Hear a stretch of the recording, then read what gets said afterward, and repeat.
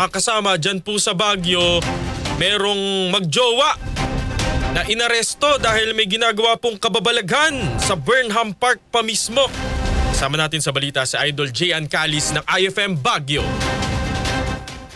Isang magkasintahan ang nahuli sa akto ng security guard na nagsasagawa ng sexual na aktibidad sa Burnham Park, lungsod ng Baguio. Kinilala ang dalawa na may edad na 23 at 22. Ang lalaki ay estudyante at residente ng Pangasinan, habang ang babae naman ay walang trabaho at residente ng La Union. Ayon sa paunang investigasyon ng Baguio City Police Office, Police Station 7, habang nagpapatrolya ang isang security guard sa nasabing lugar, nakita niya ang dalawa na magkalapit sa mga bleachers malapit sa comfort room. Hindi muna pinansin ng security guard ang dalawa at ipanagpatuloy ang kanyang pagroronda sa loob ng parke. Ngunit nang bumalik siya sa lugar ay nasilayan na niya na hindi na angkop ang ginagawa ng dalawa. Ilang minuto ang lumipas nang tumayo ang dalawa at akma ng aalis. At sa pagkakataong yon ay tinawagan na ng security guard ang kanyang backup upang dalhin ang dalawa sa Tourist Police Unit. Sa kasalukuyan ay inihahanda na ang mga kinakailangang dokumento para sa pagsasampa ng kaso laban sa dalawa. Nagbabalita mula IFM Baguio, ito si Idol Jan Calis, Tatak RMN. Ano kasi